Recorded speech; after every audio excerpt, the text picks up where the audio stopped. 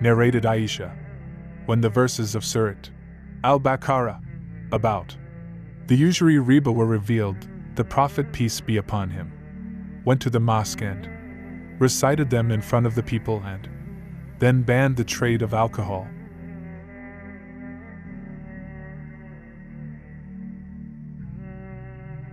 Narrated Abu Rafi. Abu Huraira said, a man or a woman used to clean the mosque. A sub-narrator said, most probably a woman. Then he narrated the hadith of the Prophet.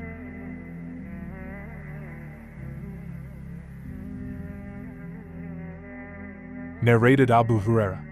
The Prophet, peace be upon him, said, last night, a big demon, Afrit, from the jinns came to me and wanted to interrupt my prayers, or said something similar, but Allah enabled me to overpower him. I wanted to fasten him to one of the pillars of the mosque so that all of you could see him in the morning, but I remembered the statement of my brother Solomon.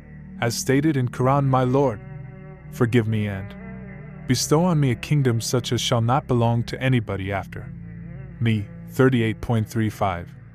The sub-narrator Rao said, he, the demon, was dismissed humiliated.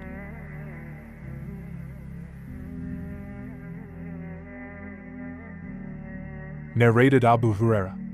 The Prophet, peace be upon him, sent some horsemen to Najd and they brought a man called Thumama bin Uthal from Bani Hanifa. They fastened him to one of the pillars of the mosque. The Prophet, peace be upon him, came and ordered them to release him. He went to a garden of date palms near the mosque, took a bath and entered the mosque again and said, none has the right to be worshipped but Allah and Muhammad is his apostle, i.e. he embraced Islam.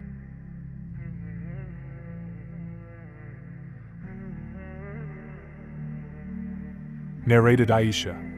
On the day of Al-Khandak, Battle of the Trench, the medial arm vein of Sa'd bin Mu'adh was injured and the Prophet, peace be upon him, pitched a tent in the mosque to look after him. There was another tent for Banu Ghaffar in the mosque and the blood started flowing from Sa'd's tent to the tent of Bani Ghaffar. They shouted, O occupants of the tent, what is coming from you to us? They found that Sa'd's wound was bleeding profusely and Sa'd died in his tent.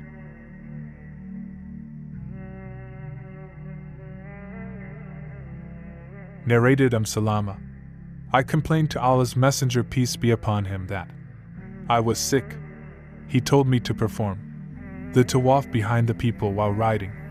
So I did so, and Allah's Messenger, peace be upon him, was praying beside the Kaaba and reciting the surah, starting with Water wa Kitabin Master.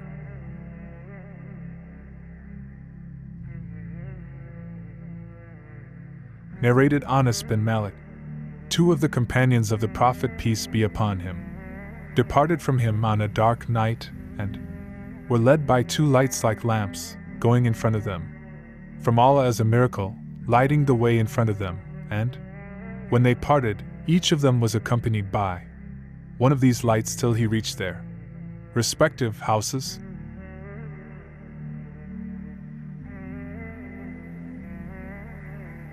Narrated Abu Sa'id al-Khudri.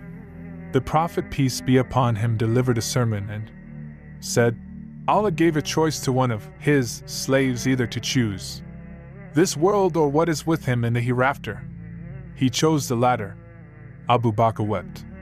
I said to myself, why is this sheikh weeping, if Allah gave choice to one of his slaves either to choose this world or what is with him in the hereafter, and he chose the latter? And that slave was Allah's Messenger, peace be upon him, himself. Abu Bakr knew more than us. The Prophet, peace be upon him, said, O Abu Bakr, don't weep. The Prophet, peace be upon him, added, Abu Bakr has favored me much with his property and company. If I were to take a Khalil from mankind, I would certainly have taken Abu Bakr, but the Islamic brotherhood and friendship is sufficient.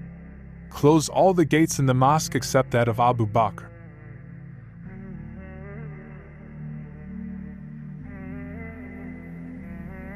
Narrated Ibn Abbas. Allah's Messenger, peace be upon him, in his fatal illness came out with a piece of cloth tied round his head, and sat on the pulpit. After thanking and praising Allah, he said, "There is no one who had done more favor to me with life and property than Abu Bakr bin Abi Quhafa. If I were to take a Khalil, I would certainly have taken Abu Bakr, but the Islamic Brotherhood is superior.